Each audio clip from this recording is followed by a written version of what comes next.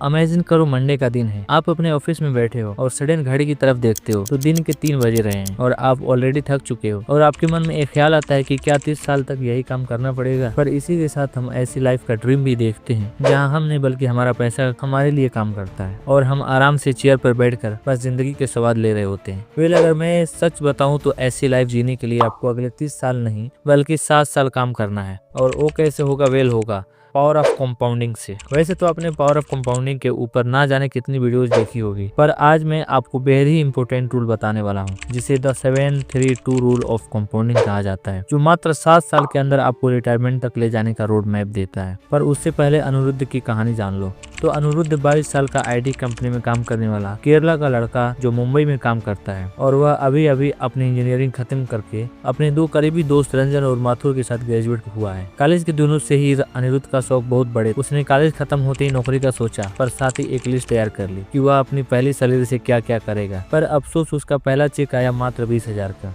पर वो कहते हैं ना, नवाब की नवाबी नहीं घटती चाहे कुछ भी हो जाए। जॉब परमानेंट होते ही उसने ऑफिस के पास एक फ्लैट ले लिया और सैलरी के अकॉर्डिंग अपने खर्चे प्लान करने लगा। धीरे धीरे अनिरुद्ध को पार्टी कल्चर और स्पेंडिंग की आदत लग गई और वह पूरा 20,000 मात्र 10 से 15 दिन में ही उड़ा देता था। यानी इन टोटल देखा जाए तो इन भाई साहब की फुल ऐश चल रही थी। वही दूसरी तरफ रंजन और माथुर की भी एक लो पेइंग जॉब लगी, पर उन्होंने अपने खर्चे को सही से प्लान करा। अब मुंबई के कॉलेज से निकलने के बाद रंजन को उसके होम टाउन इंदौर और माथुर को कोलकाता से जॉब ऑफर आया और उन्होंने बिना कुछ सोचे समझे हाँ कर दी, क्योंकि उन दोनों को जॉब उनके होम टाउन में मिली थी। और ऐसा नहीं कि रंजन और माथुर को मुंबई में जॉब ऑफर नहीं मिला, बट उन्होंने कॉलेज के दिनों में ही देख लिया था कि मुंबई कितना महंगा है और इसी शहर में 20,000 की नौकरी से जिंदगी भर का कर्जा चढ़ जाएगा, इसलिए लोकल जगह में जाना बेहतर रहेगा। अब फाइनली जॉब की वजह से तीनों के रास्ते अलग हुए और जिस हिसाब से अनिरुद्ध के सपने थे, लग रहा था कि कुछ ही सालों बाद अनिरुद्ध ही सबसे अमीर होगा, क्योंकि अब 25 की एज तक आते आते उसकी भी आदत नहीं बदली। हाँ, सैलरी जरूर इंक्रीज हुई थी। अब वो महीने का 35,000 कमाने लगा, यानी अब उसके पास इतने पैसे होता कि 30 दिन निकल जाते थे। पर बचत और इन्वेस्टमेंट का अभी भी कोई अता पता नहीं था और 3 साल बाद फाइनली अनिरुद्ध ने डिसाइड किया कि अब उसे जॉब चेंज करनी पड़ेगी, क्योंकि यहाँ अब ज्यादा हाइक नहीं मिलने वाला।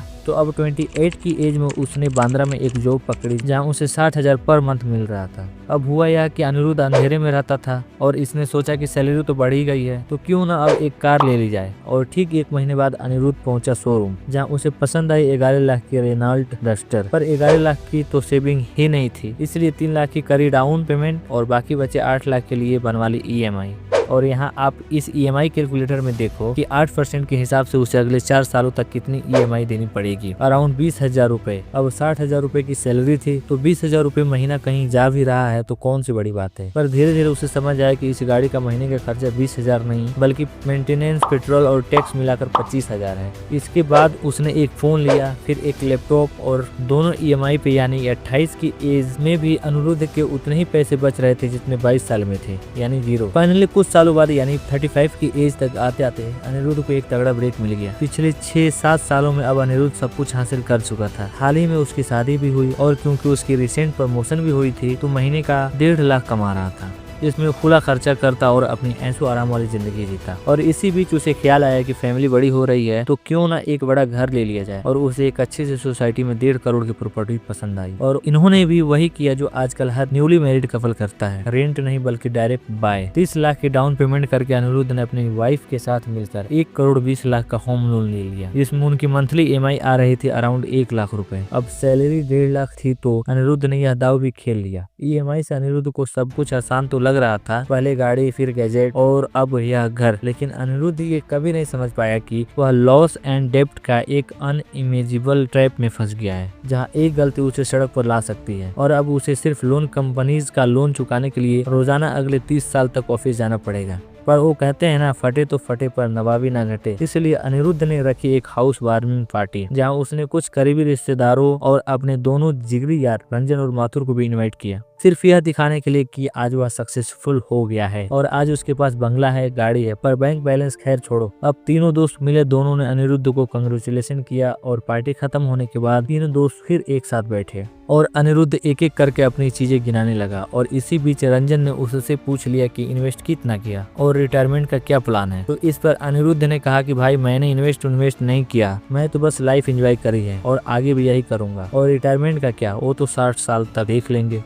और इसी बीच काउंटर क्वेश्चन में रंजन ने पूछ लिया कि तुम इन्वेस्ट करते हो क्या? मैं तो इन्वेस्टिंग के लिए 17-20-10 रूल का यूज करता हूँ। तो इस पर अनिरुद्ध बोला कि यह कौन सा रूल है? तो फिर रंजन बताता है कि उसने नौकरी के शुरुआती दिनों में ही इन्वेस्टिंग के बारे में सुन लिया था, इसलिए उसे पता था कि इन्वेस्टिंग कितनी जरूरी है। लेकिन पहले सैलरी कम थी, इसलिए उसने 25 की एज से इन्वेस्टिंग करना शुरू कर लिया, जबकि उसकी इनकम 35,000 पर मंथ। और उसने बताया कि वह कैसे 70-20 रूल का यूज करता है, जिसमें वह अपनी सैलरी का 70% पैसा अपनी यूटिलिटी पर खर्च करता है, 20% पैसा इन्वेस्ट करता है और बाकी बचा 10% इंटरटेनमेंट पर खर्च करता है। यानी कुल मिलाकर देखा जाए तो महीने के 7,000 इन्वेस्ट कर रहा था, वो भी SIP के जरिए। अब ऑन एंड एवरेज देखा जाए तो इंडेक्स फंड में आपको 11 से 12% का रिटर्न मिल जाता है। लेकिन रंजन ने अपने पैसे को इस तरह से एलोकेट किया कि उसे हर साल 14% एनुअली रिटर्न मिल रहा था, और अभी यानी 35 की एज में उसके पास 18 लाख की इन्वेस्टमेंट थी। तो इस पर अनिरुद्ध कहता है, भाई ये घर 1.5 करोड़ का है और तुम कहाँ 18 लाख की बात कर रहे हो? फ्यूचर में कुछ फायदा है तो बताओ। तो इस बात को सुनकर रंजन ने उसे यह सीट दिखाई। इसमें उसने दिखाया कि वह हर महीने 7,000 रुपए इन्वेस्ट कर रहा है, जहाँ वह अपने इन्वेस्टमेंट को डिवाइड करता है और उस 7,000 का 70% यानी कि 4,900 रुपए निफ्टी 50 इंडेक्स फंड में इन्वेस्ट करता है, 1,400 रुपए मिड कैप 100 कंपनी में इन्वेस्ट करता है और 700 रुपए स्मॉल कैप में इन्वेस्ट करता है। तो उसको ऑन एंड एवरेज अराउंड 14% का रिटर्न मिल जाता है और वह अगले 30 साल यानी 55 की एज तक इसी तरह इन्वेस्ट करता रहेगा। तो 20 साल बाद यानी 45 की एज में उसके पास 93 लाख हो चुके होंगे और 55 की एज में 3 करोड़ 80 लाख हो चुके होंगे। रंजन ने बताया कि वो 55 की एज तक रिटायरमेंट प्लान कर रहा है और जब तक वो रिटायर होगा तब तक उसके पास इतना पैसा इकट्ठा हो चुका होगा जिससे वो अपनी रिटायरमेंट आराम से एंजॉय कर सके। अब इन दोनों के बीच माथुर काफी चुप और शांत बैठा था और कहीं ना कहीं अनिरुद्ध और रंजन दोनों को ही देखकर ऐसा लगा कि माथुर का कुछ खास नहीं हुआ है, इसलिए वह नॉर्मल से आउटफिट में आया था और काफी शांत भी बैठा था। और आखिर अनिरुद्ध ने माथुर से पूछ ही लिया कि भाई यहाँ इन्वेस्टिंग और रिटायरमेंट की बातें हो रही है, तू बता तूने कहाँ पर इन्वेस्ट किया और बीते 10-15 साल में क्या क्या किया। और जब माथुर ने बोलना शुरू किया तो दोनों के होश उड़ गए। माथुर ने बताया कि वह काफी टाइम से इन्वेस्टिंग करता आ रहा है। दरअसल 25 साल तक जब माथुर की इनकम 35,000 थी, जब तक उसके घर की जरूरतों के उसने देखा कि इतने से नहीं हो पाएगा, इसलिए उसने साइड इनकम भी बिल्ड कर लिया, जहाँ से दिन का 3-4 घंटे काम करके महीने का 20 से 22,000 आ जाए। और उसने 2 सालों तक डिजाइनिंग का काम सीखा और फ्रीलांसिंग करने लगा, जिससे उसको महीने का 15 से 20,000 आने लगा। और 28 की एज तक आते आते उसकी इंक्रीज सैलरी और फ्रीलांस इनकम मिलाकर वो महीने के 70,000 कमा रहा था। और इसी बीच में रंजन ने पूछ लिया कि भाई तो तुमने इन्वेस्ट कब किया? तुमने तो बहुत लेट कर दिया, मैंने तो सुना था कि जितना जल्दी इन्वेस्ट करो उतना अच्छा होता है। तो माथुर ने बताया कि उसने 28 की एज में ही इन्वेस्टिंग शुरू करी, पर उसने इस बीच एक रूल सीखा जो आगे उसको बहुत काम आने वाला, और वो था द 732 रूल ऑफ कंपाउंडिंग। इस पर रंजन बोला, भाई ये 732 रूल क्या है? इस पर माथुर बोलता है कि भाई रुक बताता हूँ, बट सबसे पहले तुम दोनों एक गलती कर रहे हो। माथुर अनिरुद्ध से पूछता है कि ये बताओ तुम्हारे घर की EMI कितनी जा रही है? उसने कहा कुछ 1 लाख। तो माथुर ने कहा भाई मैं उससे बहुत ही कम इन्वेस्ट करता हूँ, मैं अपने महीने की टोटल इनकम में से 30,000 रुपए इन्वेस्ट करता हूँ, वो भी इंडेक्स फंड में SIP के जरिए। माथुर रंजन को बोलता है कि तूने 7,000 इन्वेस्टिंग शुरू करी थी, जो ठीक है क्योंकि स्टार्ट में हमारी सैलरी इतनी ही थी तो हम ज्यादा इन्वेस्ट नहीं कर सकते थे,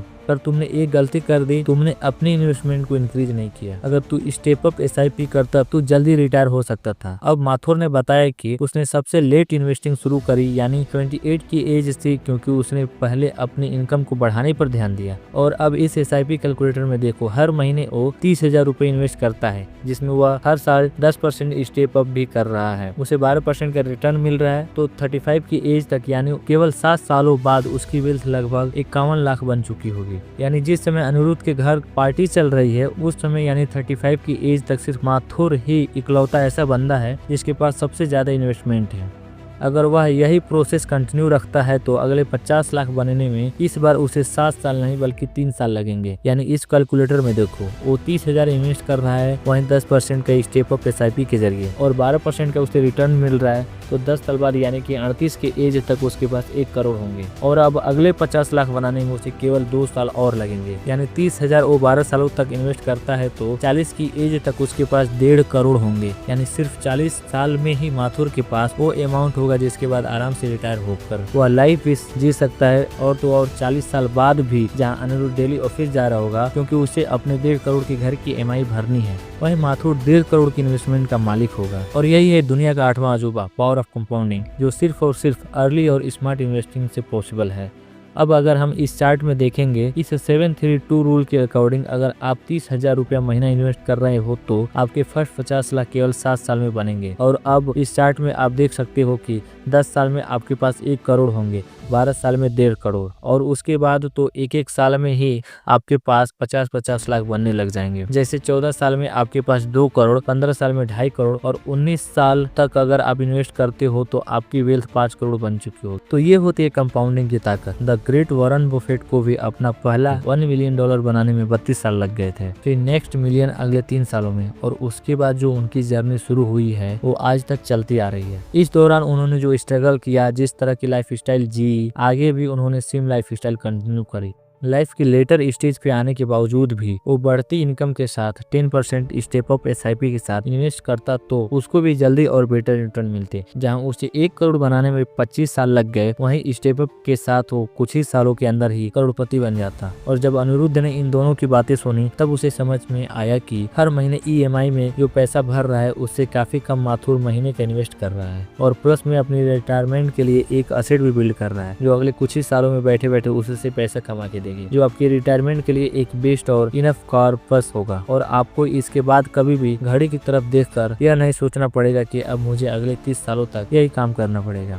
उल्टा आप इस कॉर्पस का यूज करके SWP के थ्रू हर महीने एक फिक्स अमाउंट निकाल सकते हो। SWP कैसे काम करता है उसके लिए आप हमारे लेटेस्ट वीडियो को जरूर चेकआउट कर सकते हैं, और डिटेल में आपको SWP के बारे में जानना है तो आप कमेंट में SWP लिखिए। अगर कमेंट ज्यादा आते हैं तो उस पर मैं एक डिटेल वीडियो बनाऊंगा। एट लास्ट आई होप आपको भी अनिरुद्ध की तरह समझ में आ गया होगा कि इन्वेस्टिंग कितनी जरूरी है। प्लस में पावर ऑफ कंपाउंडिंग आपको अर्ली रिटायरमेंट की सीढ़ियों तक ले जा सकता है। और कंपाउंडिंग का 732 रूल जिसमें आपको सिर्फ 7 साल तक वेट करना है, और फिर हर साल 3, और फिर हर 3 साल और 2 साल बाद उतनी ही सेम अमाउंट ऐड होता चला जाएगा। और जहां आप 60 की एज तक काम करके पैसा कमाने की सोच रहे थे, बिल्स भरने की सोच रहे थे, वहीं ये रूल आपको 40 की उम्र में फाइनेंशियली फ्री बनाने का दम रखता है और ऐसी लाइफ अलाउ करता है जिसका आप सपना देख। दोस्तों आई होप कि ये वीडियो आपको पसंद आया होगा। अगर ये वीडियो पसंद आया तो इस वीडियो को लाइक करें और ज्यादा से ज्यादा लोगों तक शेयर करें। इसी तरह वीडियो को देखने के लिए चैनल को सब्सक्राइब करना ना भूलें। तो मिलते हैं अगले वीडियो के साथ, तब तक के लिए लव यू रहेगा।